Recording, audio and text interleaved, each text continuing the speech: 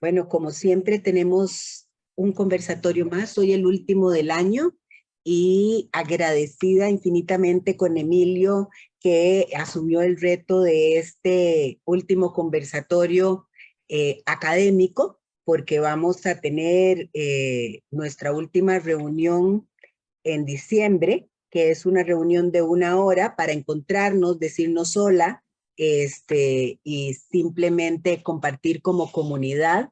Ahora les digo, el día es no me acuerdo qué cae, Emilio, ¿me ayudas? Si era 7, 8, es un sábado. Es un sábado. Ajá. Vamos a ver si tengo acá en la agenda apuntado. Y de camino quiero contarles que nuestro querido Emilio fue nombrado por la PAL, la Asociación Psiquiátrica de América Latina, como socio honorario por su trayectoria y soporte a la psiquiatría. Y es un gran orgullo para nosotros saber que es nuestro amigo, nuestro compañero, nuestro colega y una persona tan activa en nuestra comunidad y que hoy va a compartir un poquito de sus conocimientos con nosotros sobre TFE y ansiedad. Sí, Shirley puede sumarse, lo va a hacer, pero tuvo una situación personal por la que tal vez no se logre integrar el día de hoy.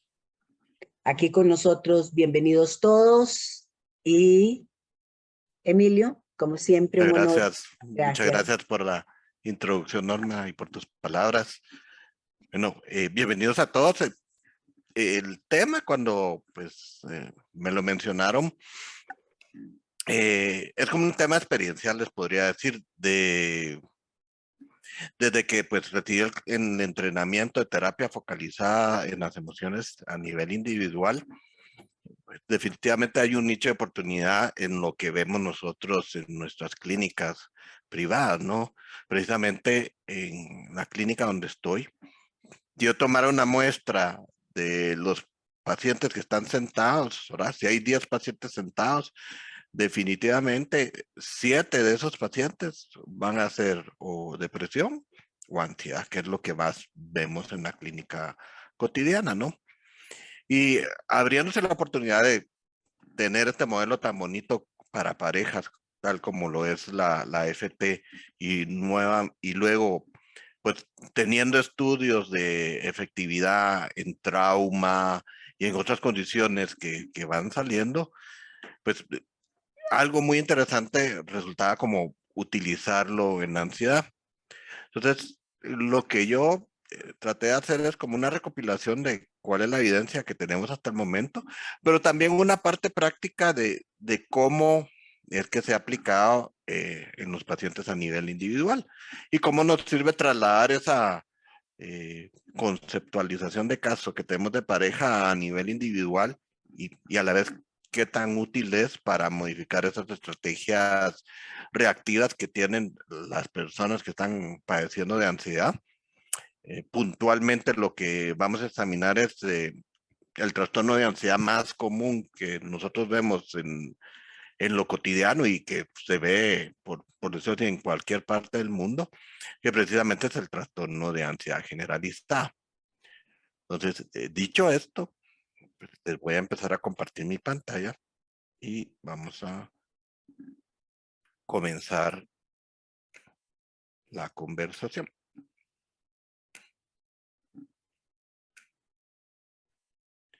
Listo. Todos pueden ver mi pantalla ya, ¿no? Sí, Sí, perfecto. solo falta que la pongas en modo presentación. Cabal, ahorita la puse así. Qué imagen más linda.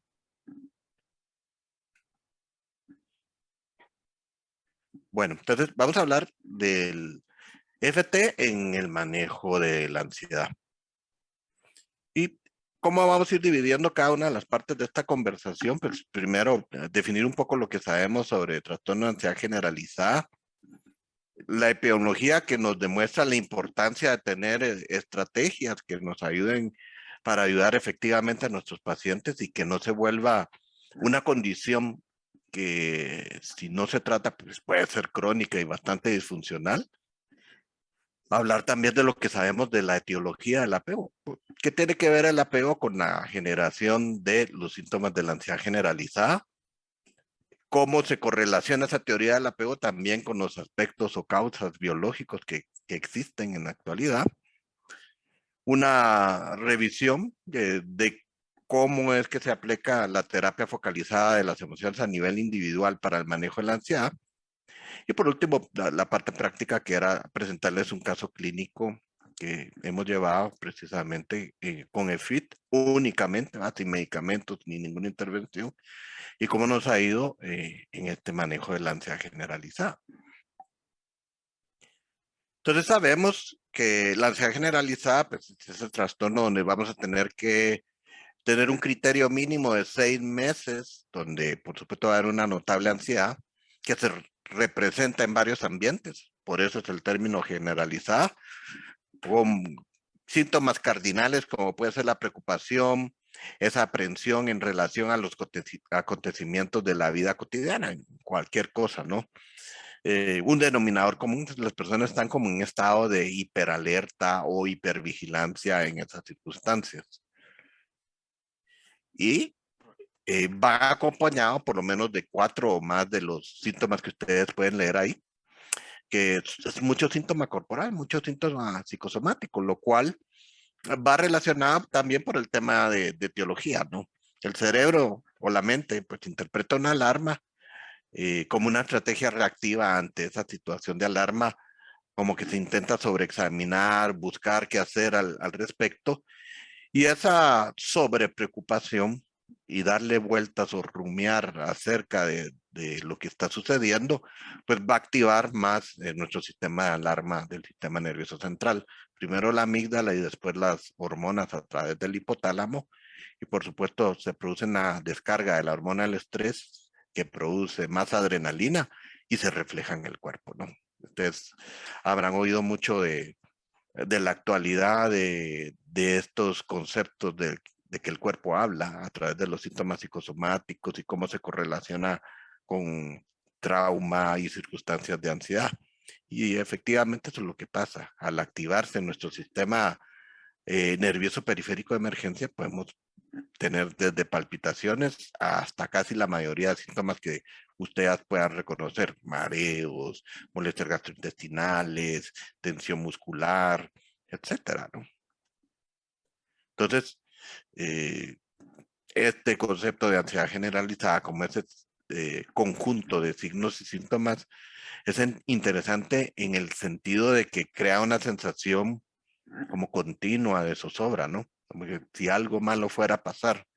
Definido por uno de mis pacientes jóvenes que me decía: doctor, es que ansiedad generalizada es como que si usted tuviera el examen final de una materia bien difícil todos los días, ¿ah? Y está previo a ese examen final esperando presentarlo y siente que va a estar bien difícil, ¿no? Y es cabal una buena definición, ¿no? De la sensación que se puede dar. Es algo que podríamos decir no es raro, es común, y ustedes lo podrán corroborar en sus clínicas, ¿no? Aquellos que también se dedican a hacer terapia individual. Hay una prevalencia de vida, es decir, de 100 personas, lo pueden padecer desde 2 a 6 en algún momento de su vida, ¿no? Es uno de los trastornos que se manifiesta más en mujeres que en hombres. Hay una relación de sexo de 2 a 1, ¿no? Y algo que también va delimitando la parte teológica y por qué es tan importante y puede ser cronificado este trastorno, es que más de la mitad de las personas que padecen ansiedad generalizada iniciaron sus síntomas en la niñez y en la adolescencia. Y es muy probable que en ese instante no hayan obtenido algún tipo de ayuda o no se hayan reconocido como tales esos síntomas como tales, ¿verdad? Como de ansiedad generalizada. Pero si uno hace una buena anamnesis o una toma de datos de lo que pasaba años anteriores en un paciente adulto joven o adolescente que llega a la clínica con síntomas de ansiedad generalizada, va a encontrar en esa historia que años atrás había comenzado ya a tener síntomas de esto, ¿no?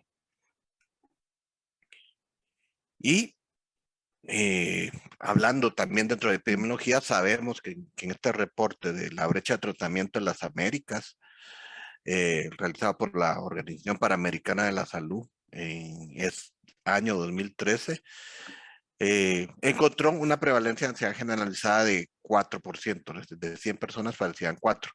Pero lo importante de esto es que la brecha de tratamiento, es decir, la gente que de estas personas que padecían ansiedad generalizada, que no había recibido tratamiento, era bastante grande, 66.9%.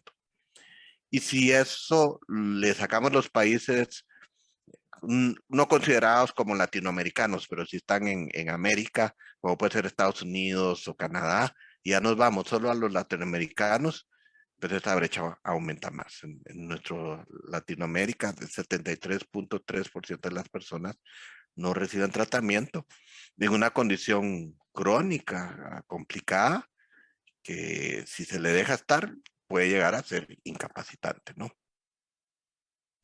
Y de repente por el tema de crónico y ser tan común, algunas veces tal vez por eso no se le toma tanta importancia o pudiera minimizarse el impacto que realmente pudiera tener un trastorno de ansiedad generalizada.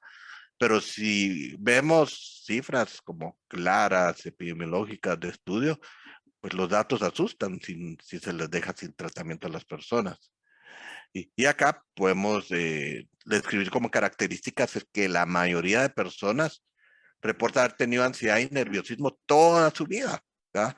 De hecho, usted les pregunta a los pacientes cuándo fue la última vez que usted reconoce haberse sentido tranquilo. Muchos pacientes les preguntan, uy, doctor, eso tal vez cuando era niño, o ahorita no puedo reconocer un periodo largo de tiempo donde yo me haya sentido mejor, ¿verdad? Eh, y por eso, por ser tan crónico, disminuye la importancia del rol, ¿verdad? De las experiencias tempranas de vida en la teología y en el desarrollo, ¿no? Eh, Pareciera no tener precipitantes claros, es decir, no es como el ataque de pánico, por ejemplo, donde hay una activación corporal y esa activación corporal se interpreta como una circunstancia de muerte o un trastorno obsesivo compulsivo donde los delimitantes claros es el contenido per se de la obsesión, ¿no? Donde que pues causa mucha ansiedad y hace las conductas de neutralización de esa ansiedad que pues lleva a las compulsiones. Acá cualquier cosa prácticamente puede disparar la ansiedad. Y no hay disparadores específicos, sino que son muy variados. Sabemos también que el inicio temprano del trastorno sugiere que es una condición que se desarrolla de manera temprana y la mayoría de estudios apuntan a un clima negativo temprano y eso es importante para lo que nos atañe, para la terapia focalizada en las emociones. Un clima negativo temprano caracterizado por un rechazo parental o criticismo, ¿no?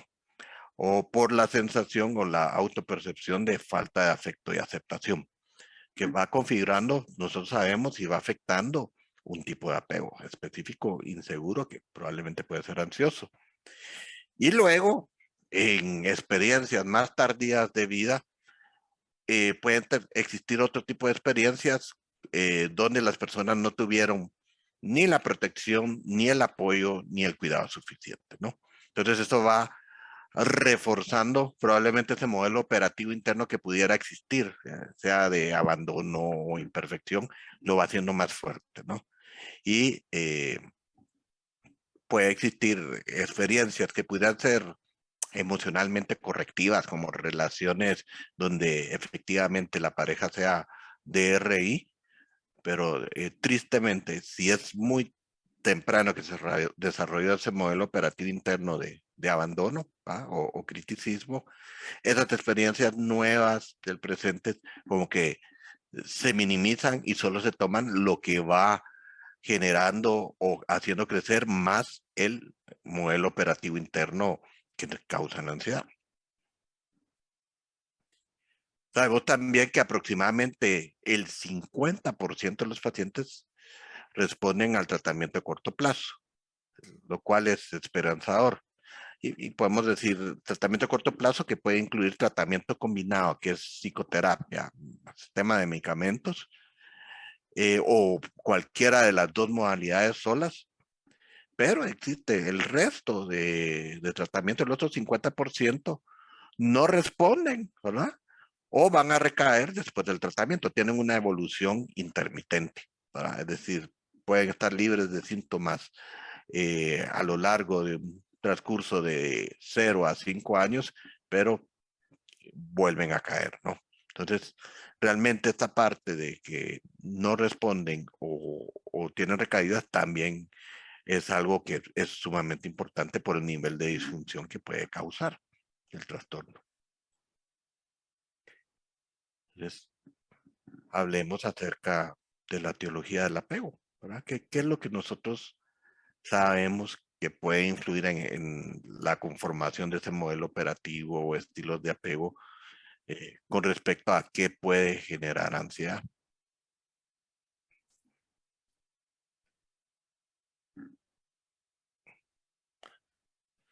Entonces tenemos que en terapia focalizada en emociones, cuando las personas experimentan ansiedad, el self se organiza como vulnerable o temoroso, ¿no? Lo vemos cuando nosotros le preguntamos y vamos rastreando los ciclos de estas personas que pasan ansiedad generalizada.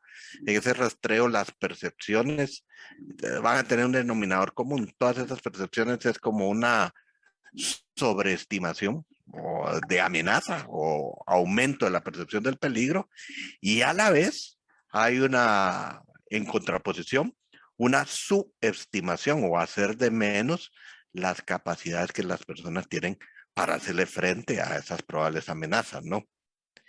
Y esto es debido a la activación de memorias dolorosas donde pudo haber ausencia de protección y apoyo, donde las personas que podrían haber sido las figuras primarias de apego en ese instante, pues de alguna manera no estuvieron o no estuvieron para dar ese apoyo o ayudar a la persona en esa etapa más joven, ¿no? Entonces, como resultado de esa generación, de ese muy vulnerable, temeroso, que se siente solo, las personas no internalizan estrategias de autolivio. Es como del consuelo o de la capacidad de protección, de sentirme yo seguro de que va a haber alguien por mí, de sentirme yo seguro que yo también me puedo cuidar a mí mismo, ¿no? En lugar de ello, lo que hace el self, ¿verdad? Es desarrollar maneras de sobreexaminar esto como una manera de tratar de controlar lo que está sucediendo alrededor y como de tratar de controlar ese exceso de ansiedad. Pero esas maneras implican un sobreexamen que continuamente va como demeritando o desvalorizando las capacidades que se tienen que se tienen como para hacerle frente al asunto, y a la vez va aumentando la importancia de una manera desmedida de lo que pudiera ser peligroso, ¿no? Entonces, recordemos el esquema que tenemos de FIT cuando la trabajamos, ¿no? Desarrollamos un modelo operativo interno que nos ayuda a desarrollar estrategias de regulación emocional con nosotros mismos y también con el mundo, ¿no? Como puede ser con nosotros, ¿no? Entonces, y tenemos conceptos de lo que somos, yo soy, y de los que otros son. Pero si mi concepto es de yo soy vulnerable, no tengo quien me puede ayudar, ¿verdad? O los otros no pueden estar ahí para estar y ayudarme, definitivamente va desarrollando una sensación de soledad que de repente puede traducirse en una emoción primaria de miedo que genera después estas estrategias de regulación disfuncionales de la sobreexaminación o las preocupaciones intensas que buscan regular, pero por supuesto no lo logran y hacen que el trastorno pues se vaya perpetuando, ¿no? Y provoque pues estos problemas, ¿no? Entonces, ¿qué formas pueden tomar las estrategias reactivas de ansiedad? Pues son como muy variadas, ¿no? Desde ignorar la experiencia de lo que está viviendo, ¿no? De hecho, es muy común de que las personas se anticipen a eventos, desarrollen esa sobrepreocupación, piensen que en el evento futuro les va a ir mal. Un ejemplo puede ser, eh, un cliente que tenga una entrevista de trabajo ya comenzó a preocuparse sobre el tema, pensar que le va a ir muy mal, pensar que por supuesto no le van a dar el trabajo y que en la entrevista muy probablemente él se va a quedar trabado, no va a saber qué decir, le va a generar como desconfianza a quien lo entrevista y por supuesto el resultado final va a ser negativo o malo, es como una predicción negativa cara hacia el futuro.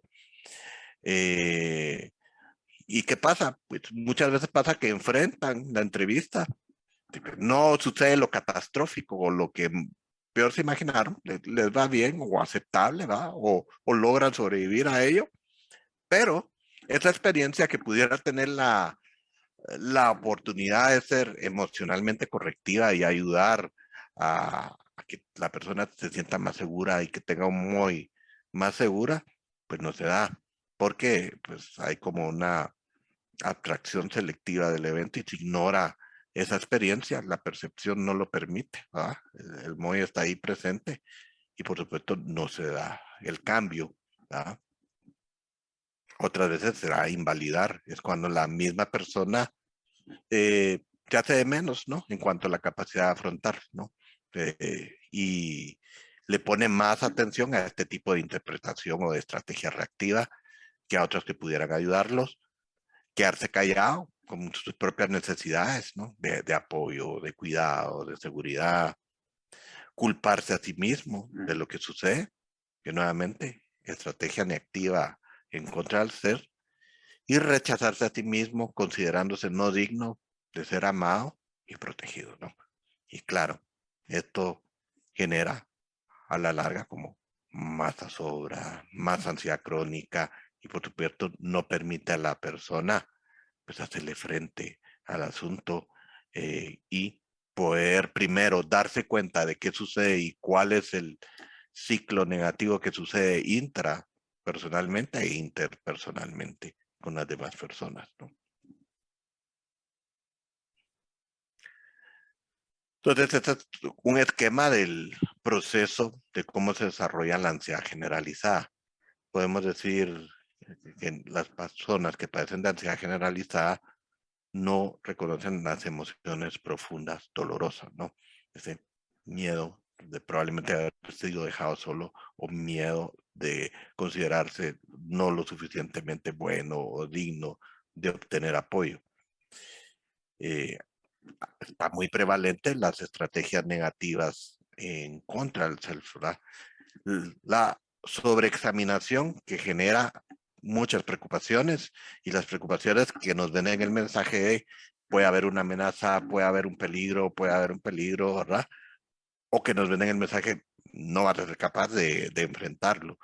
De repente te vas a bloquear y no vas a saber cómo hacerlo, ¿no? Esto definitivamente es involuntario, no consciente para la persona, sino simplemente pues, se da automáticamente la estrategia reactiva y que va generando más esa sensación de lo que les decía, la balanza, donde pesa más el peligro y pesa cada vez menos la capacidad de hacerle frente a, a estos peligros, ¿no? Es como que ustedes salieran a dar una caminata al aire libre, ¿verdad? Y están entrando en un bosque, ¿verdad? Y en ese bosque, de repente ustedes les viniera la idea, puede existir acá una serpiente, o culebra, como le decimos en Norteamérica, y de repente hay algunas serpientes venenosas. ¿Qué tipo de serpientes habrá en este bosque? Ojalá no me encuentre a una. Pues si me encuentro a una, yo ando con tenis, no ando con botas, ¿verdad? Y si me muerde, la mordida puede penetrar el tenis o tengo el tobillo descubierto. Uy, qué feo fuera si me pasara esto, ¿no? Y en ese proceso cognitivo de sobreexaminación, que como entendemos en la TFE, pues, las estrategias reactivas en principio tienen una buena intención, nos intentan proteger, ¿va? O intentan, en el caso pareja, de preservar la conexión. El gran problema es que, aunque tienen buena intención, en este caso puntual de sobre reaccionar y estar dándole vueltas, lo que hace es incrementar mi sensación de alerta y no logra protegerme ni hacerme sentir más seguro. todo lo contrario. ¿Verdad? Yo estoy pensando que me puede pasar, estoy pensando que mal sería si es venenosa y que yo tengo la mala suerte de que me muerda y no tengo un calzado que me proteja de una mordedura de serpiente. Entonces, si sigo caminando y sobre todo si es como la temporada de ahorita, por lo menos en países de Europa o que están más al norte de otoño, y hay un montón de hojitas caídas y de repente se han caído ramas de los árboles, si hay una rama que más o menos yo pueda confundir como una serpiente y, y yo doy una pisada y apacho las hojas, va, que hacen ruido, va, crujen a la hora de romperlas con la suela del pie. Y esa rama tiene una curvatura y hace que la rama de repente se doble así sobre mi pie. ¿Qué creen ustedes que va a pasar conmigo? Si he estado pensando acerca de esto los últimos 20 minutos de la caminata. Lo más probable es que voy a pegar un brinco detrás, ¿no? Porque voy a creer que la rama es una serpiente cuando en realidad pues era una rama, ¿no? Exactamente ese mecanismo sucede, es el resultado del aumento de la frecuencia de la sobreexaminación o las preocupaciones, de las estrategias negativas en contra del self mismo, ¿no? Y por supuesto, esto va aunado a que hay incapacidad o un déficit en aquellas estrategias que me puedan calmar o hacerme sentir seguro, más confortable, más cómodo en esa situación.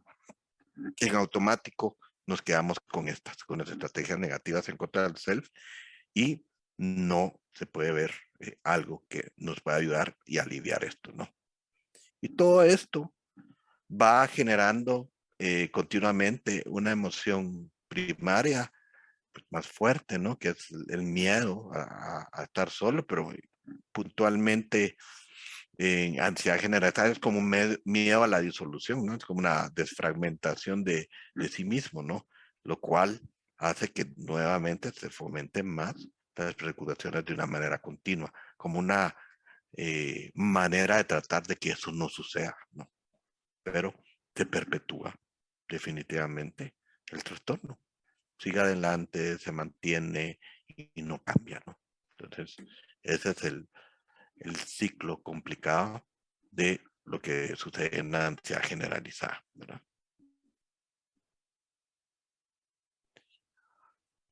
Esto, como venimos en un mismo paquete, no podemos separar lo que es la mente, el apego de lo que es el cuerpo, todo viene engarzado en el mismo paquete, podemos hablar efectivamente qué sucede también esa contraparte biológica al existir precisamente esa sensación de apego inseguro, de tipo ansioso, y esa estrategia reactiva de sobrepreocupaciones.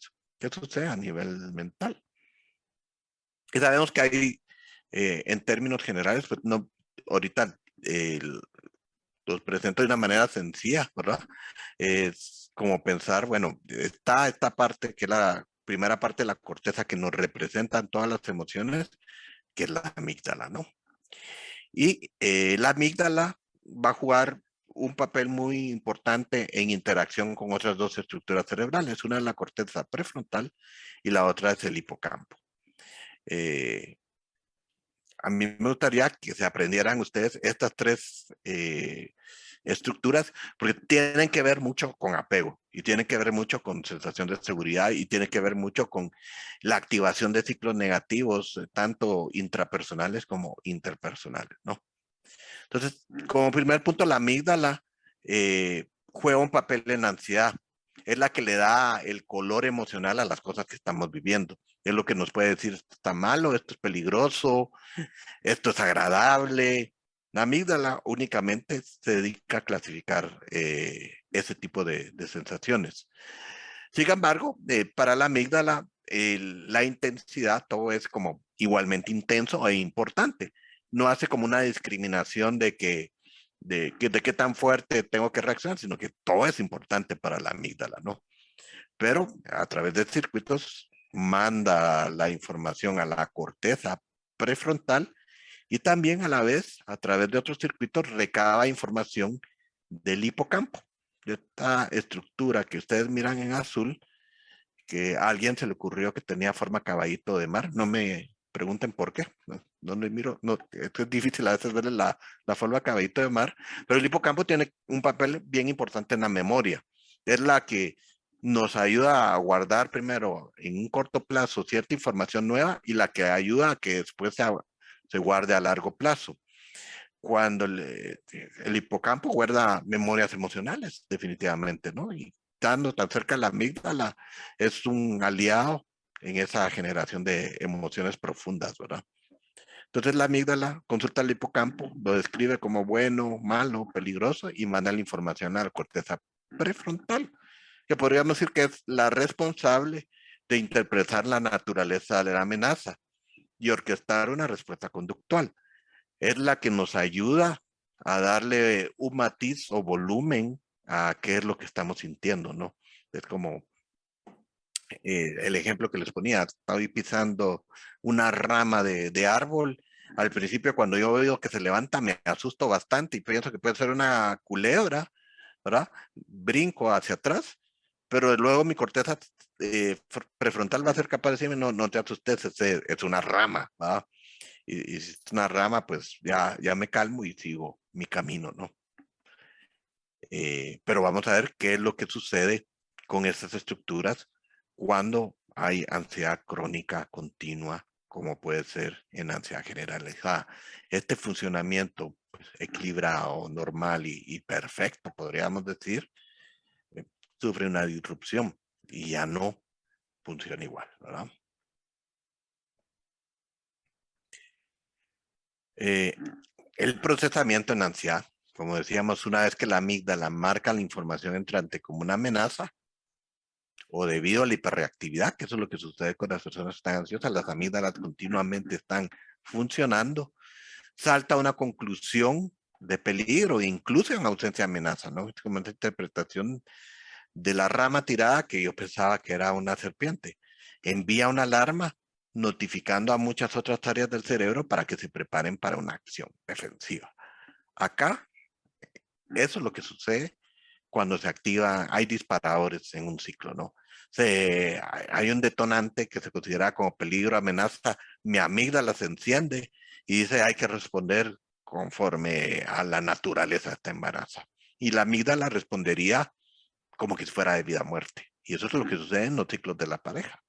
Sucede como de algo de vida y muerte. Se interpreta la desconexión y se da la respuesta correspondiente con respecto al ciclo que se esté viviendo, ¿no? Si en los casos de los perseguidores, pues será esa reclama, esa lucha, esa protesta continua como una manera de no quedarse solos y retomar la conexión.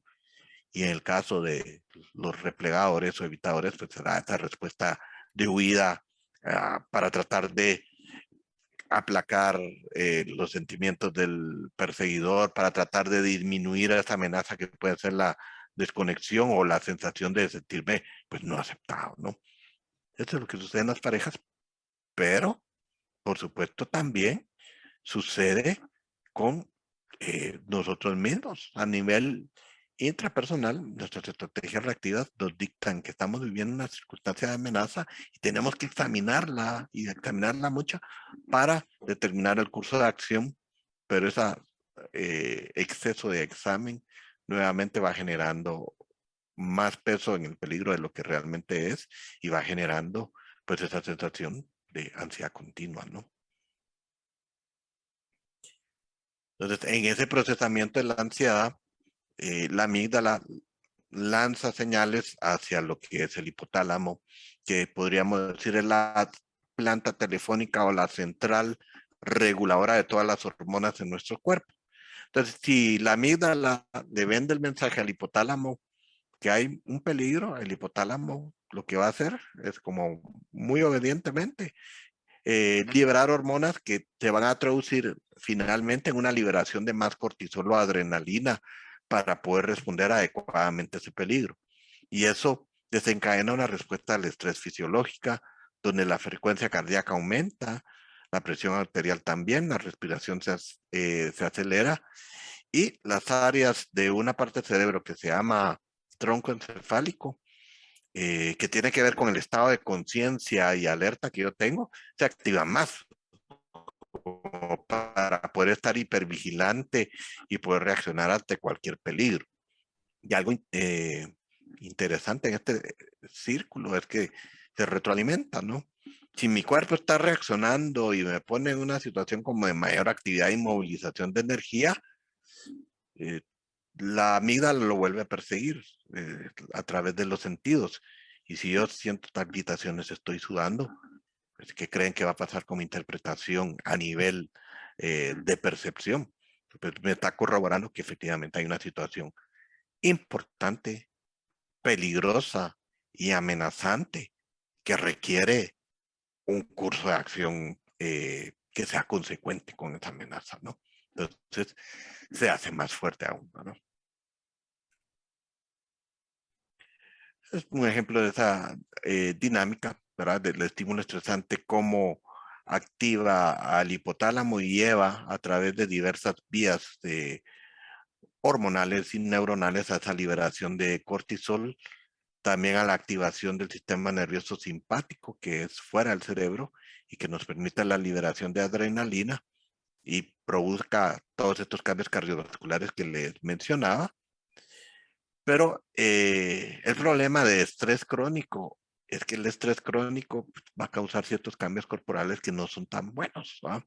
Uno es, como se utilizan sustratos para poder tener esa energía, se depletan otros sustratos que nos sirven para tener defensas. Entonces no es raro que las personas que padecen de ansiedad crónico se bajen las defensas y puedan padecer de infecciones que normalmente probablemente no les hubieran dado o que aparezcan ciertos tipos de tumores que normalmente las células de defensa hubieran detectado y hubieran eliminado. Y también el metabolismo cambia, como necesitamos más glucosa circulante o azúcar circulante, pues el cuerpo lo va generando, ¿no? Y cambia nuestro metabolismo y pues es normal ese exceso de glucosa que cause mayor generación de grasa para ser almacenada en el hígado y tener esa reserva de energía, o que el azúcar esté aumentando periféricamente, y esto, si tenemos la mala suerte de tener predisposición genética, de repente nos genere resistencia a insulina o diabetes tipo 2. Entonces, no es sano, definitivamente aparente para el cuerpo, tener un nivel de ansiedad continua, porque eso provoca desgaste, estrés crónico y que eventualmente nos puede enfermar, ¿no? Ahora, el hipocampo, les mencionaba yo, que es el hogar de la memoria. Se basa en las experiencias pasadas para tratar de contextualizar la naturaleza de la amenaza. Entendiendo las bases biológicas de lo que es el apego, este juega un papel muy importante para guardar nuestras primeras experiencias emocionales, tanto de seguridad o donde yo me sentí acogido, como aquel tipo de experiencia emocional donde fue totalmente lo contrario, donde yo no obtuve eso, ¿no? Y el hipocampo también se comunica con la corteza prefrontal. Recibe toda la información para tratar de crear una interpretación coherente de lo que está sucediendo y armar una tendencia de acción, ¿va? Que sea adecuada, ¿no? Y eso, esta tendencia de acción puede amortiguar o aplicar o amplificar, perdón, la sensación de amenaza y el grado de angustia que se esté teniendo con respecto a algo difícil que se esté viviendo y se tenga enfrente, ¿no? Entonces, en el cerebro ansioso, ya sea a través de la sobreestabilidad por la respuesta al estrés, la actividad de los neurotransmisores que tienen que ver con estrés, se van a producir deficiencias en los circuitos nerviosos o inactivación en las células específicas en la corteza prefrontal, que está ubicada acá. Si miramos en esta resonancia magnética, normalmente tendría que estar funcionando, porque lo sucede en ansiedad generalizada es que la amígdala dispara esa sensación de alarma, y acá está en rojo.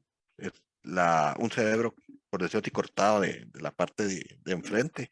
Acá es donde, perdón, donde vería la amígdala en este rojo.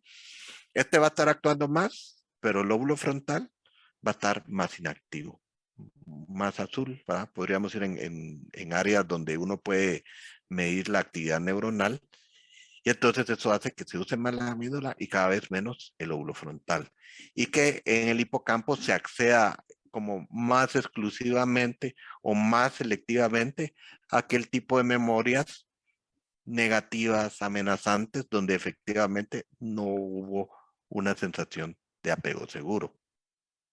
Entonces, eso se cronifica y produce que haya más ese tipo de inactivación, no en agudo, sino que todo el tiempo, ¿no? Y puede tener efectos negativos en esas estructuras, incluida la cognición, cambiando la forma que pensamos. Porque las amígdalas nos va a vender una percepción con más tendencia a la inseguridad, ¿verdad? Y por un, también el cerebro se vuelve hiperreactivo a estas amenazas, ve los eventos neutrales como amenazantes y responde con preocupación, reflexionando sobre los posibles malos resultados. Son estrategias negativas dentro del ciclo que están preponderantes, pero lo malo es que crónicamente sí va a provocar también un cambio en la estructura neuronal.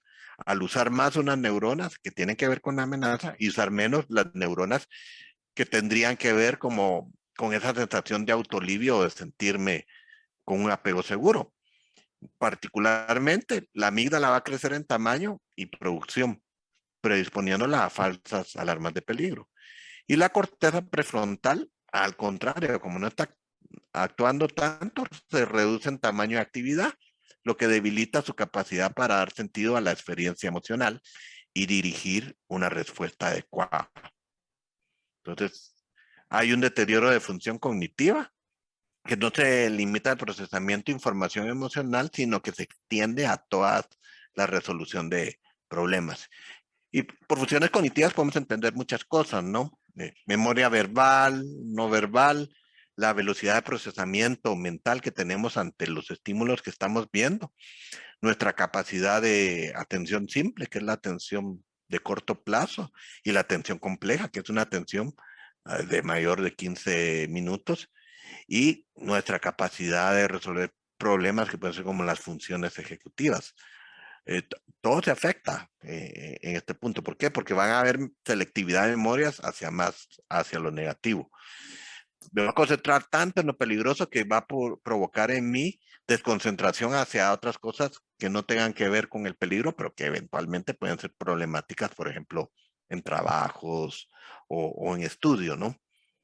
Y definitivamente va a haber una atención también más selectiva sobre aquel tipo de interpretación de amenaza o peligro, ¿no? Y por su parte, como les mencionaba, el hipocampo se va a aferrar preferentemente a recuerdos relacionados con amenazas o con situaciones donde definitivamente nos sentimos solos y no cuidados, ¿no? O no protegidos. Entonces, hay cambio también en las estructuras neuronales y sobre todo si sabemos que esto, para hacer un diagnóstico de ansiedad generalizada, tienen que pasar por lo menos 6 meses, un tiempo suficiente para que haya ese cambio cerebral. No hablemos si es una cuestión que ha estado por años, ¿va? Y si ha estado desde cuando el cerebro está en desarrollo, ¿no? Donde todavía tenemos estos papeles de modificación de neuronal más marcados, que es la neuroplasticidad, que es precisamente desde que nacemos hasta los 21 años, es donde lo tenemos como más fuerte, ¿no? Entonces ya se imaginan ustedes el efecto que puede causar la ansiedad crónica sobre un cerebro y sobre también nuestro mismo sistema de apego, nuestro modelo operativo interno, ¿no? Centrarse el hipocampo en memorias emocionales negativas. Entonces ahí es donde uno se puede cuestionar y pensar, bueno, entonces, ¿qué tanto bien podemos lograr cabal con un tipo de psicoterapia que nos sirva para aumentarle a las personas esa sensación de seguridad, que nos sirva para reconocer esas estrategias reactivas como parte del ciclo negativo eh, conmigo mismo y también con otras personas, y que también nos sirva para reconocer de una manera más coherentemente eh, mi emoción profunda, mi emoción primaria, de dónde viene, pero que también me pueda abrir a mí a tener experiencias emocionales correctivas con otras figuras de apego auxiliares, ¿no? figuras de apego al presente con partes de mí mismo y dejar de minimizar aquellas partes que fueron fuertes en determinado momento e incorporarlas e integrarlas dentro de mi mismo modelo operativo interno. Entonces, el efecto corregulador sobre el tema emocional del apego está demostrado, ¿no? De hecho, lo hemos visto en estudios sobre el dolor, ¿no? Ustedes se recuerdan, muchos de ustedes, pues en los entrenamientos, en los certionships, han visto el video de ese estudio que salió publicado en esta revista Plus One, donde la doctora Susan Johnson, junto con estos otros investigadores, vieron los efectos de nivel de tolerancia al dolor cuando hay una pareja disponible en el cuarto, ¿va? Y que uno tiene una buena relación como pareja. Cambia definitivamente el nivel de activación que puede tener la amígdala predisponiéndose a que ya viene el toque de la corriente eléctrica en alguien que está solo, en alguien que le está agarrando la mano a un extraño, en alguien que le está agarrando la mano la pareja, pero que tiene mala relación con la pareja, versus la pareja donde uno se siente vinculado con un apego seguro. La diferencia es significativa cuando yo tengo una pareja seguro o cuando yo me siento seguro ante esto, ¿no? Mi amígdala no va a lanzar sobre disparos y no voy a entrar en esa como ruminación de sensaciones de peligro, ¿no? Entonces, sabemos que sí existe eso sobre modulación del dolor. Sabemos también en FT que las personas que tienen mayor vinculación con pareja han hecho programas psicoeducativos como Abrázame Fuerte o terapia, son personas que tienen menos predisposición de padecer enfermedades cardiovasculares, lo cual se entiende, que era lo que yo les explicaba sobre el efecto de la ansiedad en el cuerpo, ¿no? Aumenta la presión arterial, aumenta la frecuencia cardíaca, cambios en azúcar y el metabolismo. Si no hay eso, porque yo me siento vinculado, me siento seguro, por supuesto, voy a tener menos problemas a nivel de salud. Entonces, hace sentido eh, poder aplicar precisamente una terapia que genere ese nivel de seguridad del self, precisamente para tratar ansiedad generalizada, ¿no? Y otras circunstancias, los papeles de los genes sobre la ansiedad. También dentro de la etiología a nivel biológico sabemos que pues, uno puede tener variaciones de genes asociados a lo que es el eje del hipotálamo junto con las otras glándulas que provocan hormonas que pueden provocar que ese eje hipotálamo pituitario adrenal, ¿verdad? HPA por sus siglas en español, sea más susceptible a los trastornos de la ansiedad, si es como muy reactivo, porque ese es el que genera la respuesta de estrés o lucha o huida cuando nos sentimos amenazados o ansiosos por algo. Entonces, esta expresión y las funciones de los genes se pueden alterar sin ningún cambio en la estructura del gen en sí. Y dichos cambios, conocimos como modificaciones epigenéticas, pueden ocurrir como resultado de experiencias de vida para crear vulnerabilidad a la ansiedad. Entonces, ¿qué quiere decir esto? En pocas palabras y palabras sencillas. Uno no puede tener un gen que lo predisponga a padecer diabetes o depresión o un trastorno de ansiedad. Que nosotros tengamos el gen es una probabilidad de padecer el trastorno, pero ese gen puede ser que nunca produzca la enfermedad si nosotros no tenemos circunstancias ambientales del medio que nos rodea, como pueden ser ciertos contaminantes, circunstancias de estrés o de sensación de protección que tampoco las tenga, que yo me sienta seguro, logre gerenciar o manejar bien mis emociones, ni tampoco tenga ciertas infecciones que puedan activar los genes. Si no hay factores que activen los genes, pues no se va a producir la enfermedad. Y en cambio, si hay factores que sí son predisponentes para que el gen trabaje y se active y provoque cambios en las proteínas de las células que hacen que la enfermedad aparezca, se da. ¿Va? Y esa interacción entre circunstancias del ambiente, del estrés, de las relaciones, se llama epigenética. ¿Va? Y la epigenética actúa para nuestro bien o también para nuestro mal, dependiendo si tenemos este tipo de factores. Entonces, entendemos como un factor epigenético fuerte el nivel de seguridad personal que puede tener la persona, personal que pueden tener cualquier ser humano, ¿no? En pocas palabras, el apego juega un papel importante sobre eso. Si hay un apego seguro, es más difícil sentirse con ansiedad o con estrés, o uno puede encontrar estrategias de manejo más adecuadamente. También va a ser menos difícil que se desarrolle, pues, en este caso, pues, un trastorno de ansiedad generalizada, ¿verdad? Porque no existe esta circunstancia de vulnerabilidad.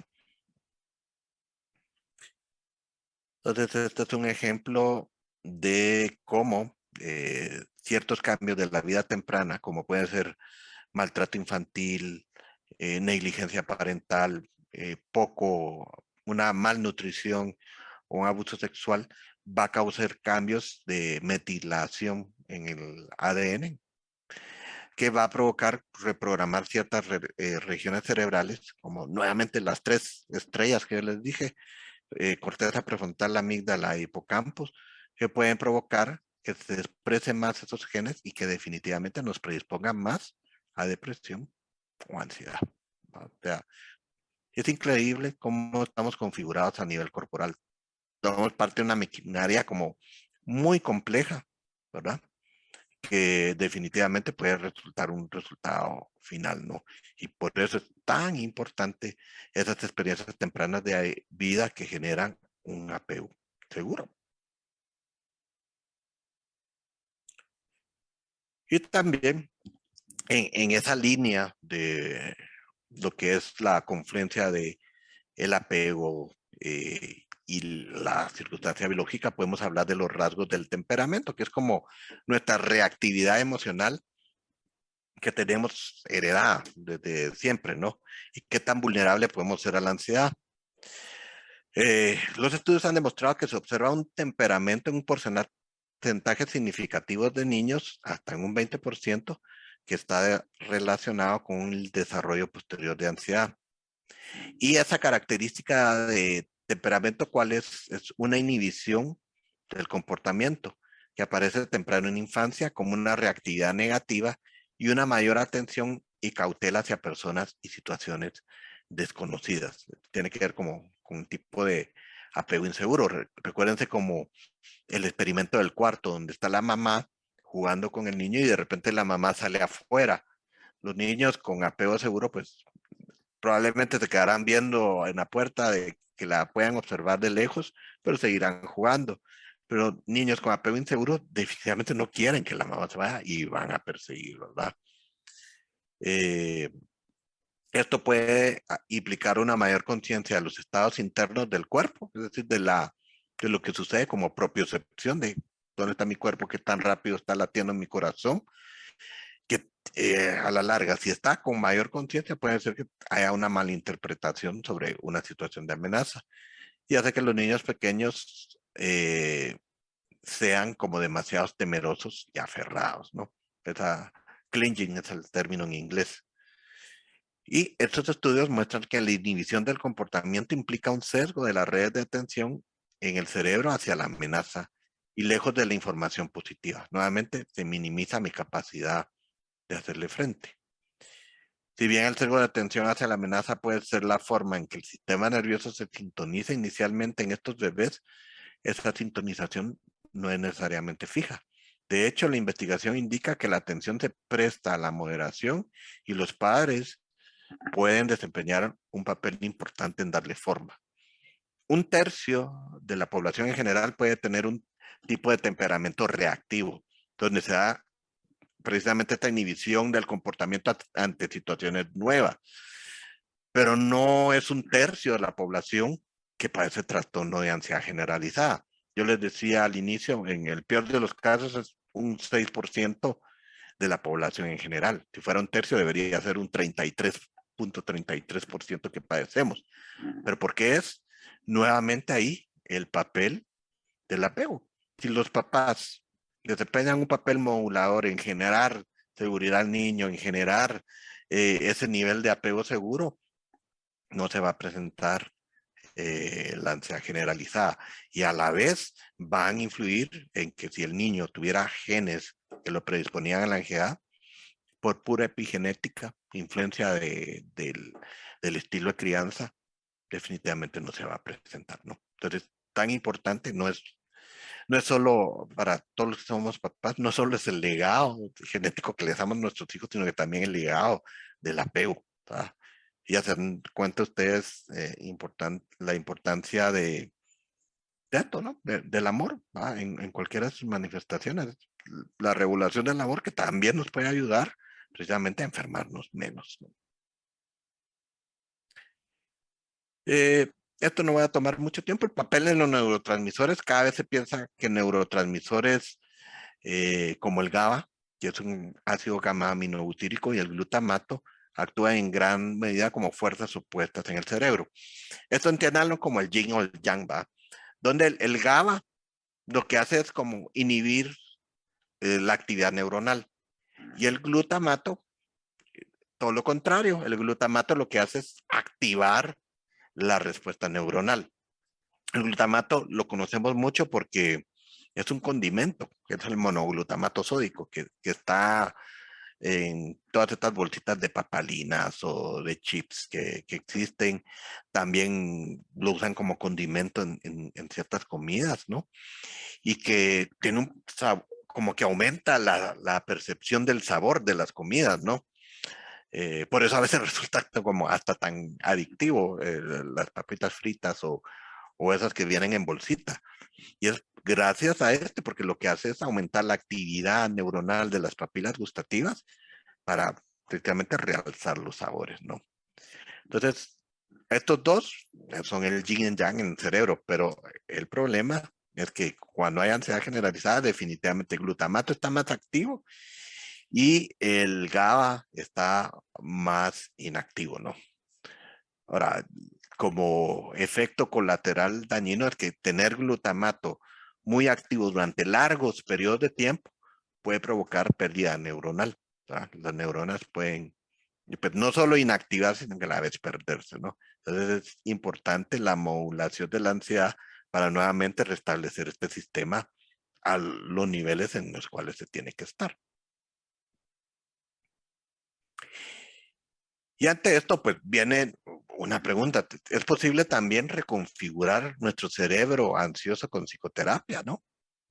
Y esto es importante, ¿no? Si tenemos teóricamente, bueno, y a la vez prácticamente estudios que nos ayudan a ver que la terapia focalizada en las emociones aumenta tolerancia al dolor, nos disminuyen el riesgo de ciertas enfermedades crónicas y nos hacen sentir más tranquilos, pues es una pregunta totalmente válida y con una respuesta que se puede intuir, ¿no? Y podemos decir que a lo largo de la vida, el cerebro siempre se reconfigura a sí mismo en respuesta a la experiencia.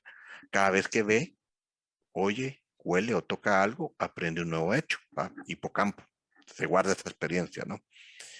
Se activan genes en el cerebro, hablábamos la epigenética, se sintetizan nuevas proteínas, se forjan nuevas vías neuronales, y yo estoy más calmado, mi lóbulo prefrontal actúa más, ¿va? Mi amígdala está más tranquila, y se comunica la nueva información a través de múltiples regiones del cerebro. Guardo esa información de esa experiencia emocional positiva o de seguridad para mí en mi hipocampo, y esta capacidad del cerebro de reconfigurarse es lo que se denomina como neuroplasticidad. Y esto es algo que en los últimos 20 años eh, pues se ha buscado mucho hacer, porque los antidepresivos más efectivos y más rápidos de acción son precisamente los que generan esa neuroplasticidad. Y las psicoterapias también más efectivas que se han estudiado, sobre todo en depresión, ansiedad no tenemos muchos estudios, pero esperemos que en los próximos años vayan saliendo más estudios sobre ansiedad. Es intuible que definitivamente esto nos pueda servir, ¿ah? Entonces, el primero de los grandes estudios que demostró que la psicoterapia actuaba a un nivel totalmente diferente de la psicofarmacología o los psicofármacos fue un estudio de Gold Apple y colegas que se publicó en el journal, bueno, en los archivos de psiquiatría. Acá se investigó terapia cognitivo-conductual en depresión junto con un antidepresivo, que es la paroxetina, y en los cuales ambos pacientes, los que recibían terapia cognitivo-conductual y los que recibían paroxetina, mejoraban de la depresión. Lo interesante es que el mecanismo mediante el cual provocaba cambios cerebrales la psicoterapia era muy diferente del mecanismo de cambios cerebrales de los fármacos, ¿no? Acá la terapia se había asociado con aumento de metabolismos en el hipocampo y en una parte de la corteza cerebral que se llama el cingulado dorsal.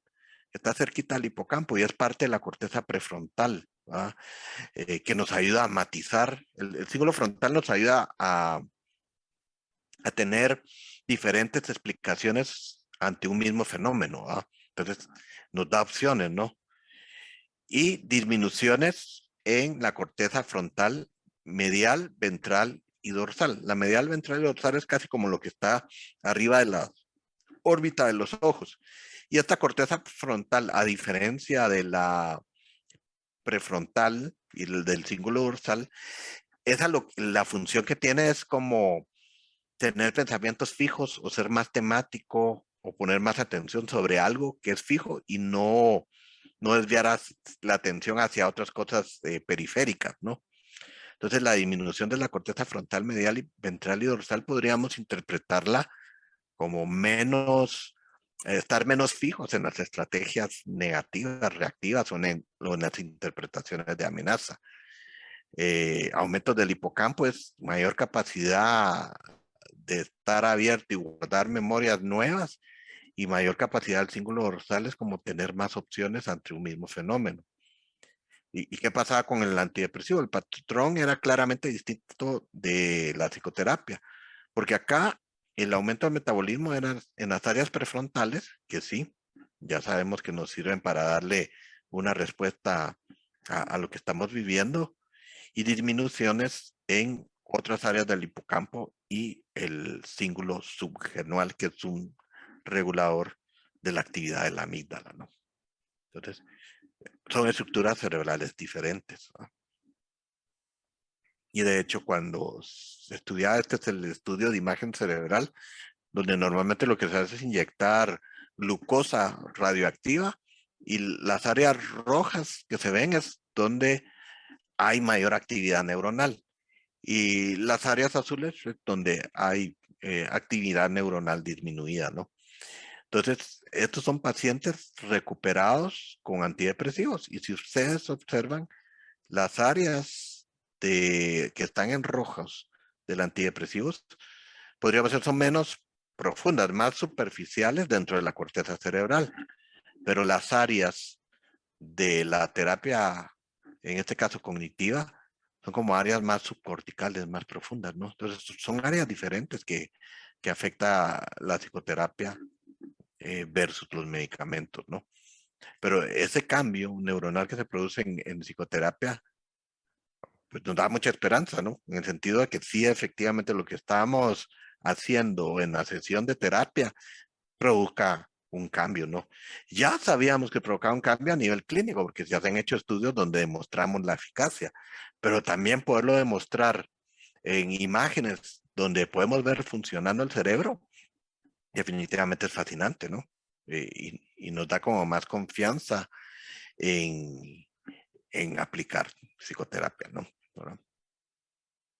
Ok. Bueno, y entramos a hablar acerca de la terapia focalizada en las emociones, específicamente en su modalidad individual, lo que es el de FIT para el manejo de la ansiedad. Entonces, en EFIT, a lo largo de todo el proceso de psicoterapia, vamos a buscar varias cosas, ¿no? Una es proporcionar a los clientes una actitud empática, de aceptación y de apreciación, que obviamente eso va conformando lo que es nuestra alianza, va creando esa sensación de seguridad dentro del proceso terapéutico, ¿verdad? Que es clave, sobre todo en nuestra etapa 1. Y también a lo largo de todo este proceso, nosotros trabajamos con los clientes a experimentar emociones dolorosas negadas, ¿no? Es parte de nuestro proceso psicoterapéutico, ¿no? Y desarrollar una comprensión de su historia de vida para dar sentidos a esos eventos de vida y su impacto en el caso del modelo operativo interno, de los estilos de apego que tenemos. A la vez, trabajamos con los clientes para identificar y cambiar las formas negativas en que se relacionan consigo mismo mediante recreaciones, ¿no? Claro que es el tango, ¿no? Trabajamos para transformar las emociones dolorosas, maladaptativas, mediante la curación de las heridas emocionales pasadas. Esa reestructuración, pues ya encuadrada en términos de apego, experimentando en interacción con otras personas significativas, otras personas de apego seguro, partes del ser, de sí mismo, ¿no? Cuando contrastamos, ¿no? La parte insegura con partes más seguras, o a través del mismo terapeuta. Nosotros actuamos como figuras auxiliares de apego, ¿no? También a través de recreaciones y ayudamos, y ese es un aspecto que podríamos decir como muy particular en el tratamiento de la ansiedad, que desarrollen capacidades de autoalivio, ¿no? Al reconocer esa parte del ciclo donde mi estrategia negativa o reactiva va a ser sobre preocuparme, ¿qué otro tipo de estrategias puede utilizar la persona con esa compasión hacia sí misma para evitar esa desvalorización o esa generación de que no puede afrontar el asunto? Entonces, recordarán, ¿verdad?, que eso lo hacemos a través de tres grandes etapas.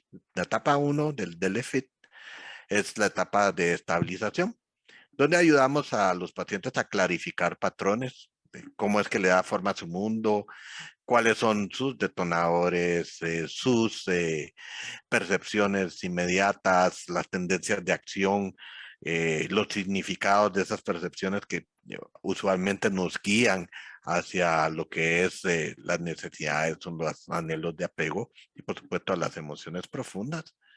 Todo esto lo hacemos en etapa 1. También el proceso de cambio de FIT en etapa 2. Acá reestructuramos el apego y los modelos operativos internos. Y ya cuando el paciente se siente más seguro, reconoce más las estrategias negativas reactivas y las utiliza menos, las puede parar o utiliza otras maneras del autoalivio, podemos revisitar momentos difíciles de la historia personal, ver las influencias que se tuvieron en el MOI y utilizar nuevas experiencias emocionales para dar forma a nuevas estrategias para interactuar con esa misma experiencia del pasado, con los demás y consigo mismo, ¿no? Este es un proceso que ya conocemos, lo hacemos de una manera más lenta, más enfocada en ese instante. Y por último, el proceso de cambio en la etapa 3 es la consolidación de los logros, ¿no? Del vínculo. Acá validamos la nueva confianza y se traduce los descubrimientos en nuevas estrategias para problemas y relaciones de la vida cotidiana que se están viviendo en el presente. Ok.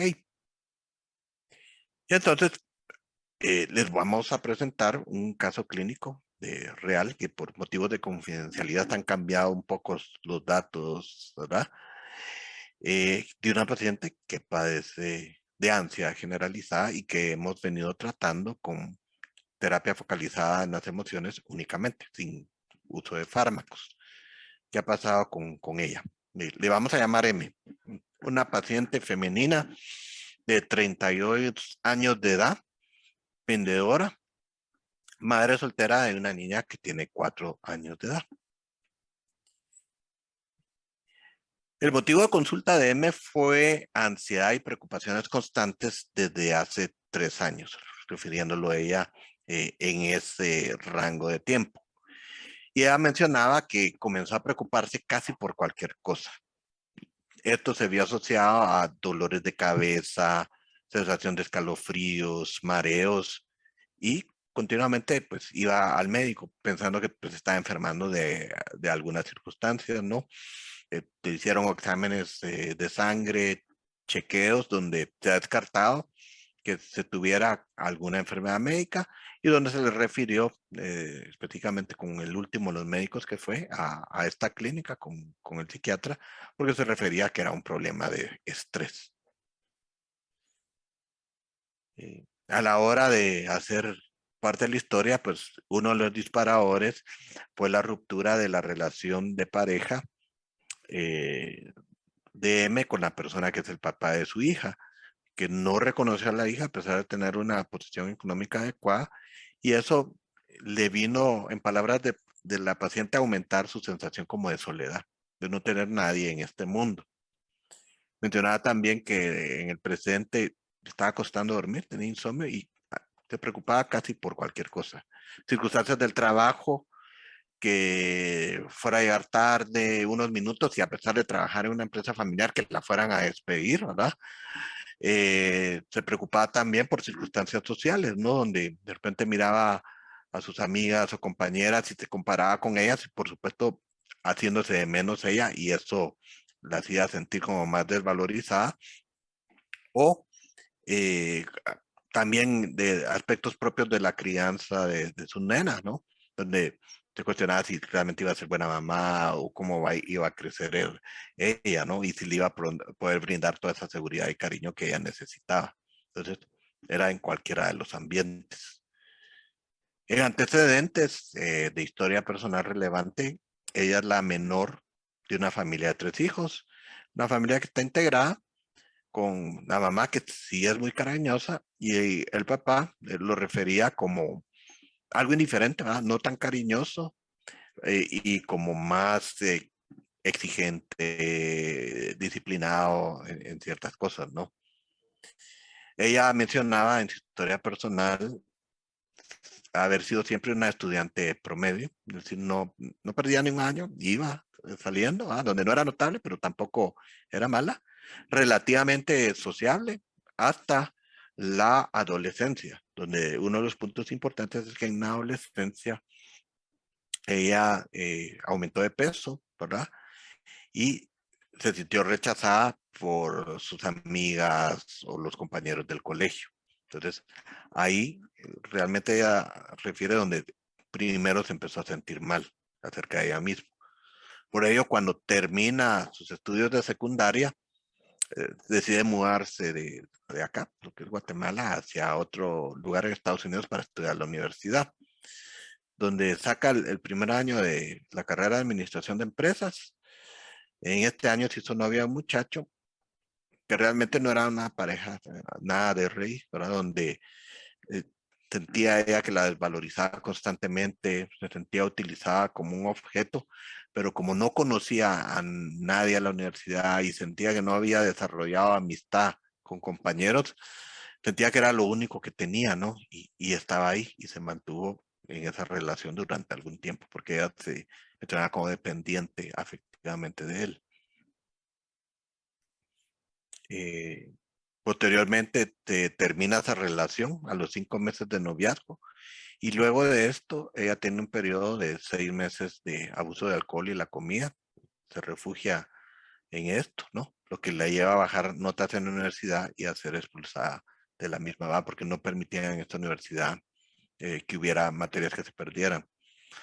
Se interna en los Estados Unidos en un centro de rehabilitación para el tema del alcoholismo y la comida, donde pasa 5 meses y finalmente regresa a su país de origen y empieza a trabajar acá. Luego de esta relación de los Estados Unidos tuvo 2 relaciones de noviazgo en las cuales ella manifestaba que su ciclo de interacción era como de mucha inseguridad y continuamente ella actuaba casi como de protesta o de reclamo ante cualquier situación. Lo miraba ella como una cuestión de celos para asegurarse que no la fueran a dejar o que realmente no estuviera sola, lo cual normalmente llevaba a que las parejas huyeran, se desesperaran y se alejaran, ¿no? Y en la última relación quedó embarazada y dio luz a su hija. Actualmente sin antecedentes médicos de importancia, lleva sin consumir alcohol 5 años lleva, y antecedentes familiares de ansiedad en la mamá. Entonces, luego del este reto inicial y hacer diagnóstico de ansiedad generalizada, pues empezamos a trabajar, ¿va? Y trabajamos una etapa 1 que duró alrededor de 10 sesiones, donde establecemos primero una alianza terapéutica, validando lo difícil que podía ser para ella y esos sentimientos de soledad. Se le ayudó también a Emma a identificar sus ciclos intrapersonales, ¿no?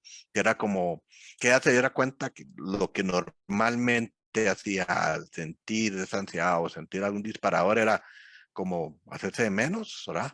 O preocuparse en exceso. Y a la vez, sus estrategias reactivas intrapersonales o sus tendencias de acción era entrar en la protesta o el reclamo con las personas que ella tenía confianza. De igual manera, para nosotros fue importante explorar estrategias alternas ante esas tendencias de acción que le ayudaran a regularse emocionalmente para generar un autolivio, ¿no? Como darse cuenta de esas percepciones, poderlas cuestionar un poquito en tema de si eran realistas o no, poder hacer algo diferente con sus reacciones fisiológicas corporales, ¿no? Al sentir las palpitaciones o el dolor de cabeza, intentar no como darle vueltas o sobreexaminar, sino que buscar otras maneras de enfocar la atención para ayudar a disminuir esa activación del sistema nervioso periférico, ¿verdad? Y también, luego de que ella iba reconociendo, rastreando este ciclo intra o interpersonal y ya lo podía ver, se empezó a utilizar recreaciones con partes de M, ¿no? Esas partes donde ella probablemente fue otro tipo de temporada donde se pudo sentir o más eficaz o más acompañada versus aquellas partes donde se sintió más sola o sentía como mucho miedo de no poder, ¿no? De igual manera, la parte actual, ¿no? La que ya reconocía este ciclo, ya reconocía esas estrategias negativas, reactivas, y estaba siendo capaz de poco a poco, como que ir matizándola y abandonándola, ¿no? Utilizándose también, en este caso, el terapeuta como figura auxiliar de apego en este reconocimiento paulatino de emociones primarias y también de la necesidad de anhelo, donde en la identificación de emociones primarias a través de estas recreaciones lo que pudimos descubrir era miedo al abandono. Y posteriormente en identificar necesidades de apego, lo que logramos descubrir fue ser aceptada y apreciada, ¿no? Ser como eh, querida, ¿no? En ese sentido. Entonces, eh, lamentablemente para usted, ella no permitió, ella sí no le permitió o no dio su consentimiento para ser grabada, ¿no? Entonces, lo que tenemos es como una descripción de disparadores comunes que quería yo mencionárselas para que vieran ustedes cómo fue lo que fuimos encontrando y el denominador común que se iba delimitando, ¿no? Por ejemplo, uno de los disparadores de ciclos era cuando su hija le preguntaba quién era su papá. Que lamentablemente esta pareja prácticamente se desapareció del planeta, pues, o sea, desde que eh, fue embarazada, se fue a vivir a otro país y pues no reconoció a la nena ni nunca ayudó a la paciente, ¿no? Entonces, esa provocaba una emoción reactiva secundaria de ansiedad y la percepción detrás de esa ansiedad era, ¿qué le voy a decir? ¿Cómo le voy a decir que nos despreciaron y nunca hago las cosas bien? ¿Verdad? Y la tendencia de acción acerca de ello era preocuparse en exceso, ¿verdad? Y darle vueltas y vueltas y vueltas, lo que diríamos como rumiar sobre el tema.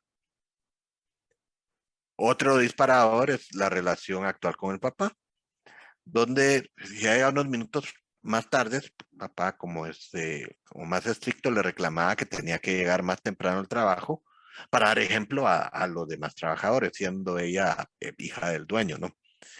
Entonces eso generaba ansiedad y la percepción era, ¿por qué solo se fija en mis cosas malas?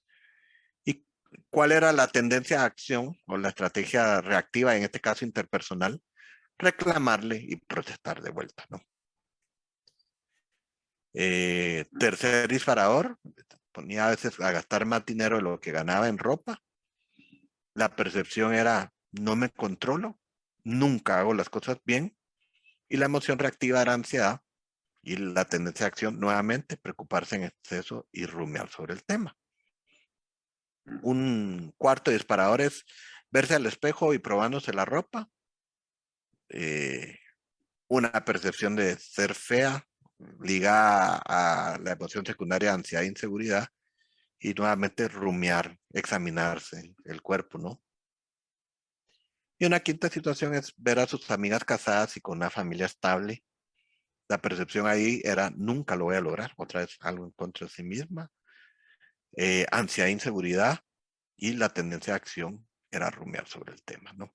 Que todo lo que fuimos haciendo en la primera etapa es que ella cada vez fuera más clara en estas circunstancias o elementos del ciclo y en sus tendencias de acción. Y que lograra, primero, modificar esas tendencias de acción, otras que le pudieran ayudarle más a regularse, no entrar ese ciclo. Y segundo, pues, cuál era el significado que estaba detrás de esto, ¿no? Que nos estaba ayudando a reconocer las emociones primarias, ¿no? ¿Cuál es la emoción primaria que se iba sumando? Que era precisamente el miedo y posteriormente cuáles serían anhelos de apego que ella tuviera. Entonces esto nos fue sirviendo para ir armando como nuestro diagrama de conceptualización de terapia focalizada de emociones, de qué era lo que estaba pasando, cada vez siendo menos frecuente este tipo de ciclos y ayudándonos a preparar etapa 2, ¿no? Donde definitivamente en todo lo que habíamos hecho en etapa 1 era trabajar como en esta área de disparadores, percepción, significados de las percepciones, las emociones secundarias y sus tendencias de acción, y nos iba delimitando precisamente cuál era el MOI, en este caso de abandono, y cuál era la emoción primaria asociada a ese MOI, que era el miedo. Haciendo una correlación después en esta etapa 2 de cuáles eran las experiencias significativas para haber provocado o fortalecido ese MOI, era la distancia que sentía con su papá, el acoso escolar cuando había subido de peso y el abandono de la pareja, ¿no?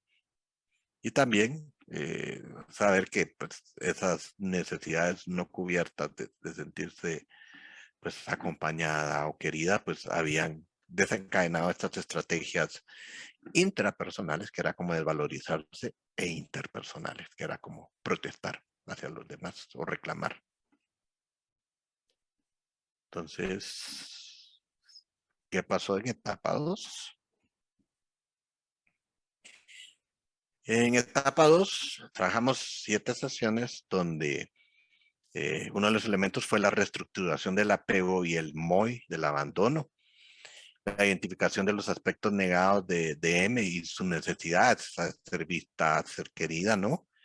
Y la aceptación de la experiencia de M y de nuevas maneras de interacción, ya ella reconociendo y abandonando esas estrategias reactivas de esa sobrepreocuparte o desvalorizarse, cómo podía ser a cara al presente esa como estructuración de más seguridad o de más vínculo, ¿no? Utilizamos mucho en estas recreaciones de esta etapa el uso de una figura de apego bastante segura para ella, como había sido la abuela materna. Y también facilitamos la expresión de sus necesidades y la reestructuración de las interacciones para que ella fuera creando esa seguridad. Y esta etapa pasamos después a etapa 3, que podríamos decir está aún en curso, ¿no? Entonces, habitualmente acá en la clínica nosotros acostumbramos a usar muchos escalas clínicas o baremos para medir realmente cómo vamos en circunstancias de ansiedad, medirla en números, ¿no? En el caso de M, usamos una escala que se llama GAD-7, que es para medir síntomas de ansiedad generalizada. Es una escala que va desde 0 hasta 21 puntos, y entre más alto es el punteo, es más fuerte el nivel de ansiedad. Y podríamos decir que a partir de 10 puntos para arriba es significativo o causa un nivel de disfunción. El punteo inicial de M fue alrededor de los 15 puntos, ¿verdad? Cuando la vimos por primera vez. A las 8 semanas de tratamiento, esto había disminuido a 13 puntos. No mucho, todavía seguía siendo significativo. Pero a partir del tercer mes o las 12 semanas del tratamiento, ya esto disminuyó a 9 puntos. Ya está abajo de lo que podríamos considerar significativos. Y a las 18 semanas de tratamiento, se encontraba en 6 puntos, ¿no? En una ansiedad realmente leve comparado con inicial, o sea, que era una reducción de más del 50%, ¿no? Algo que podemos considerar como una respuesta al tratamiento. Y eso bastante interesante. Es sin medicamentos, ¿no? Que lo logramos con pura TFE, ¿no? Entonces, pues les agradezco su atención y tenemos un espacio para preguntas o comentarios.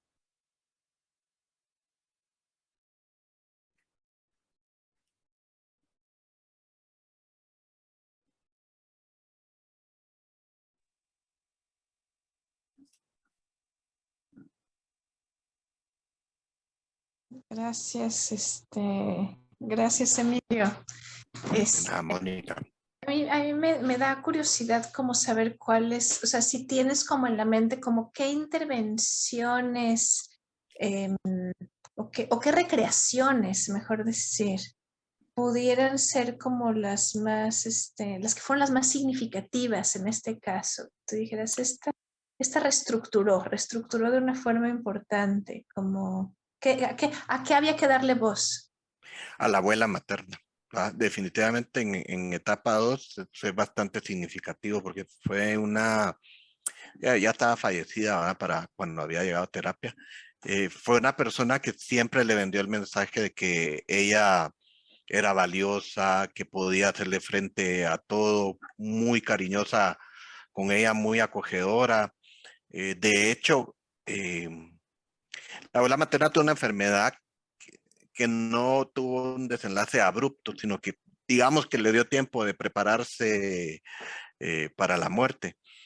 Entonces le dejó a ella una carta escrita, que esa carta es una carta, si hasta ahorita que me recuerdo de la carta, hasta me emociono porque de cuenta como una herencia, apego, donde muy amorosa y muy vendiendo todo el mensaje que quisiéramos que ella interiorizara, ¿no? Entonces, hacer esas recreaciones en etapa 2 fueron realmente eh, eh, reestructuradoras, te diría yo, gracias a que ella tenía esa figura de apego, ¿no?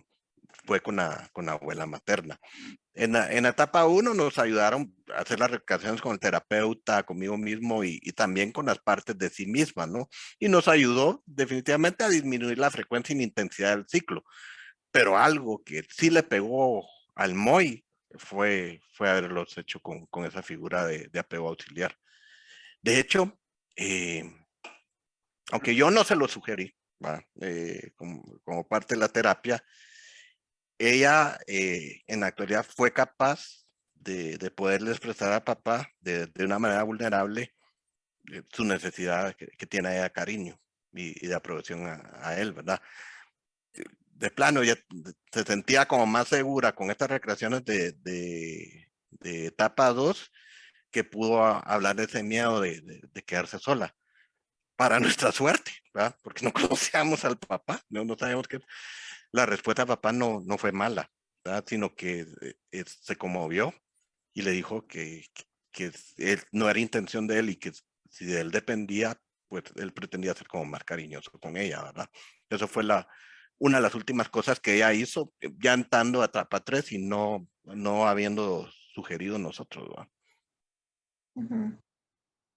Ya, ya. Oye, y te quiero hacer otra pregunta como Con psiquiatra. gusto. Estaba pensando en una paciente que ha sufrido ansiedad muchos años y que Y cuando está con Luvox, está bastante bien.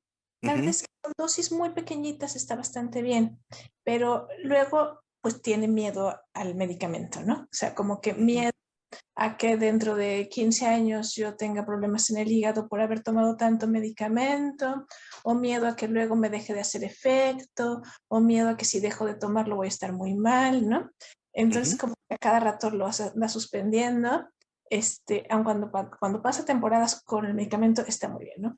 Pero Ujú. luego empieza a leer por todos lados el tema del cortisol, de lo mucho daño que hace el cortisol. Entonces, como Exacto. que de pronto está entre dos miedos, porque dice, es que ahora me da miedo no tomármelo, porque si no me lo tomo, voy a tener el cortisol va a afectar mis neuronas y mi salud, y voy a enfermarme por no tomármelo. Entonces, un poco como que le da miedo tomárselo y le da miedo no tomárselo, ¿no? Y, Ujú.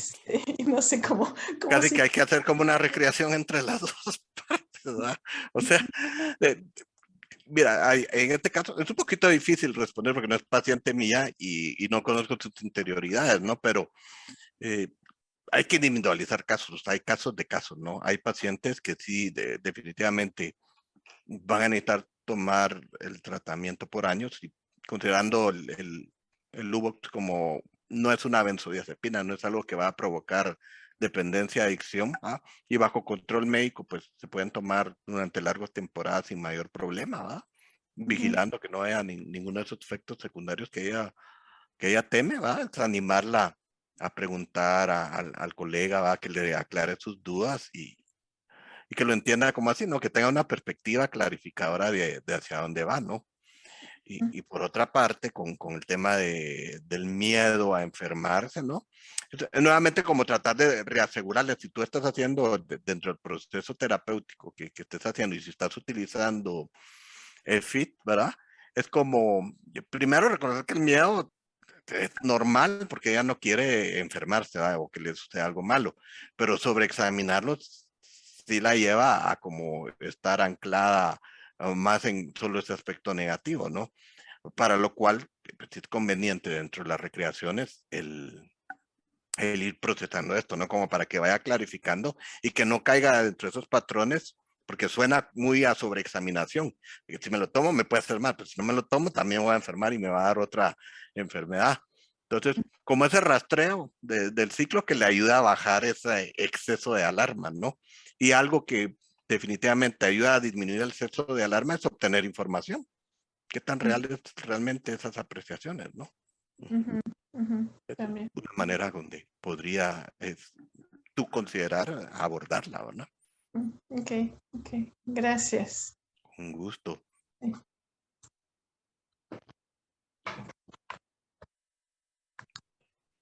Ahí estás en silencio, Norma.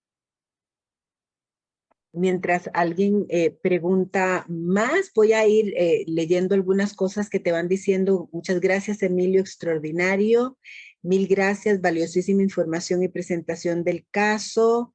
Excelente y valiosa la enseñanza. Qué emocionante. Imagino esas recreaciones como un tesoro de reencuentro seguro para tu paciente. Gracias, Emilio.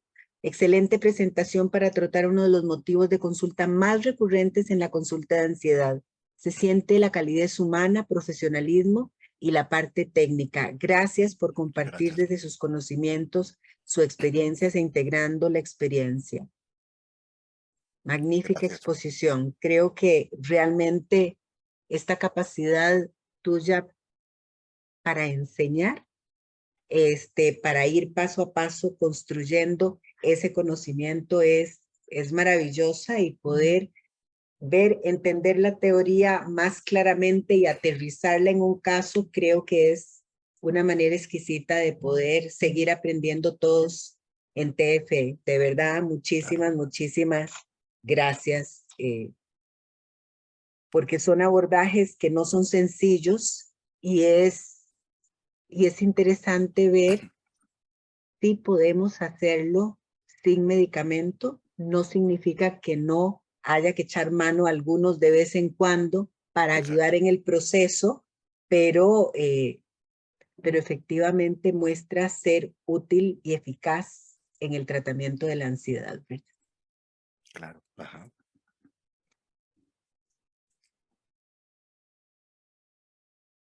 Norma, bueno, Sí, perdón.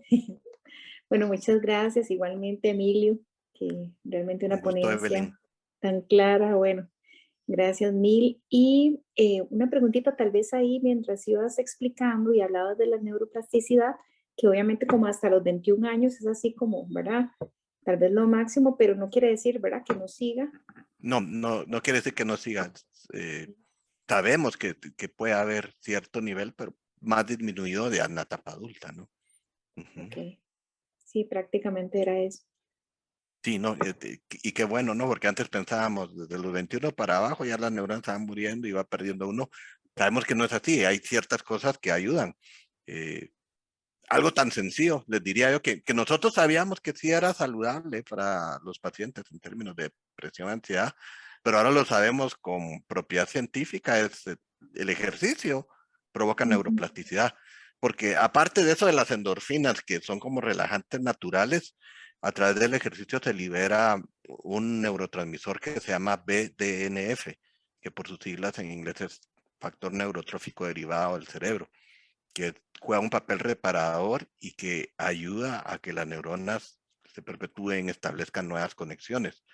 De hecho, el BDNF es tan importante que los antidepresivos, donde están estudiándolos ahorita, es a través de este neurotransmisor, porque cuando normalmente cualquier antidepresivo tradicional te empieza a servir hasta dentro de las 2 semanas, el BDNF funciona desde la primera vez que se libera, es inmediato. Entonces es realmente una cuestión interesantísima, ¿no? Y a través del ejercicio que es gratis, ¿verdad? Exactamente. Podríamos hacer. Y otras son dietas para nuestros colegas españoles y amigos españoles que tienen esa suerte del tipo mediterráneo, que son altas en omega 3, aceite de oliva, pescados, frutos secos. Omega 3 también tiene un papel protector a nivel neuronal, ¿verdad? Y de la neuroplasticidad.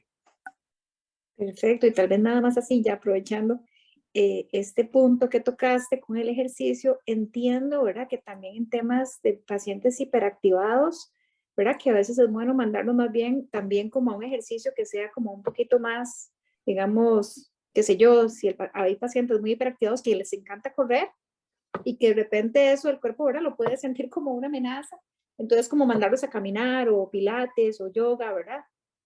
Sí, ajá. Y Okay. interesantemente, eso, qué bueno que lo sacaste, pues uno piensa que el ejercicio de repente le ayuda a los pacientes hiperactivos porque los cansa, pero no es así, no es por el cansancio.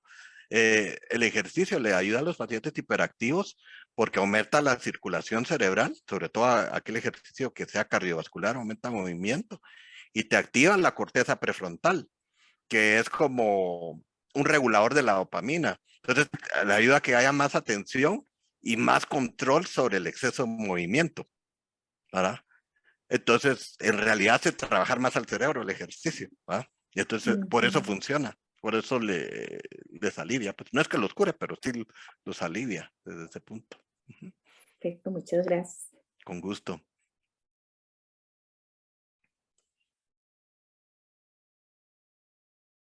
Bueno, ok, yo creo que podemos finalizar. Norma, para mí fue un gusto compartir esta última del año. Ya tenemos la próxima, ¿verdad, Norma? Tú pusiste la fecha de la Sí. reunión de comunidad ya para platicar de temas más de fiestas y de fin de año y de compartir sobre todo con ustedes. Y definitivamente estos espacios son gracias a ustedes, ¿no? De la presencia y la participación que es activa, pues es lo que ha enriquecido este grupo y lo que lo ha mantenido a lo largo de ya un tiempo. No me recuerdo ahorita cuánto llevamos, Norma, pero sí ya más de un año, ¿no? ¿O no? 2 años. 2 años, buenísimo, Vale. buenísimo. Ajá. Emilio, quiero darte las gracias porque tienes una capacidad de síntesis y una claridad muy importante para temas tan delicados, tan continuos en nuestra consulta. Y esa cercanía tuya de tenerte como médico psiquiatra y poder al mismo tiempo compartir ese modelo terapéutico nos acerca de una manera más tranquila, más humana, más cálida a nuestros pacientes. El caso clínico que presentaste, aunque no lo vimos, yo sentía como si lo estuviéramos viendo. La forma como lo presentas, la forma como nos los cuentas, de verdad que enseña muchísimo. Particularmente hoy me quedaron claros algunos aspectos que tenía con 2 pacientes que tengo con unos estados muy altos de ansiedad y me dejas muchísima claridad. En otros momentos también decía, bueno, vamos bien, voy bien, pero muy, muy enriquecedora tu conversatorio, como siempre. Muchas gracias. Con gusto, Elizabeth. Esa presentación tan bonita. Ahora, bueno, esperar a que la saques porque lo chévere es volverla a ver y verla despacio, pararla. En algunas tomaba yo fotografías porque decía yo, esto es lo que me apremia, entonces lo voy revisando y lo voy teniendo en cuenta. Pero muchas gracias. Con A gusto. ti, Norma, también, porque siempre tan pendiente de estos encuentros y de estos conversatorios tan enriquecedores para todos nosotros. Gracias, de verdad, y qué bonito seguir en comunidad. Muchas gracias y nos vemos en diciembre y ahí les contamos cómo seguimos para el año entrante y les avisamos las fechas. ¿Ok? Claro que sí. Gracias. Bueno, Saludos a muchas todos. Gracias, Gracias. Emilio. Bye. Gracias, Norma. Gracias. Gracias.